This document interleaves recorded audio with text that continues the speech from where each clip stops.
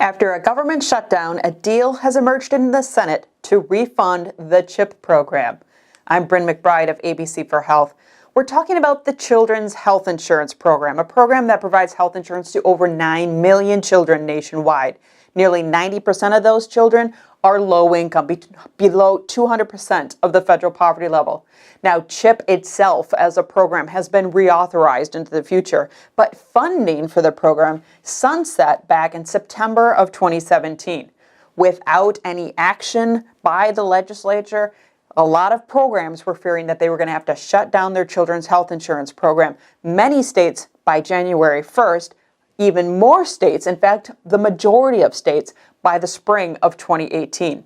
So during the first week of October, both the House and Senate decided they had to get going and start taking some action on refunding the CHIP program. Of course, that went nowhere because CHIP became a bargaining chip.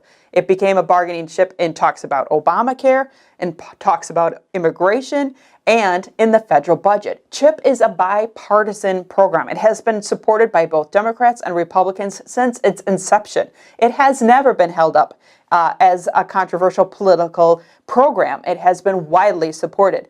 Because it is so widely supported, it has been used lately in these very hotly contested political fights. There was a short-term fix back in December that threw a little money at CHIP into January, and then we got to mid-January and people started to get nervous. CHIP funding had lapsed for 114 days. This is long-term funding for the CHIP program, was not set in stone since September 30th of 2017. States were getting nervous, constituents were getting nervous, and families with children, especially low-income children with special health care needs, were extremely nervous that they were going to see care terminated. After a government shutdown, the deal started to be made. Now, there were still a lot of contentious talks about funding the federal government and immigration and funding programs such as key pieces of Obamacare.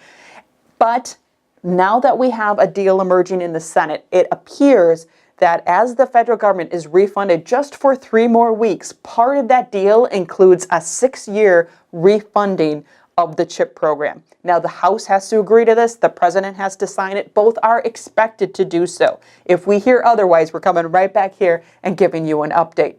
Now, CHIP historically has been widely successful. Not only is it a bipartisan thing that both sides of the aisle support it, they support it because it works. It has greatly reduced the number of children who are uninsured, and it does so quite cheaply. Children are quite cheap to insure. In fact, if you look at the alternative, children are cheaper to insure through CHIP than they are even through private insurance mechanisms. Part of the Congressional Budget Office estimate says that if you were to fund CHIP for 5 years, it would cost the federal government about $800 million, which to them is pocket change.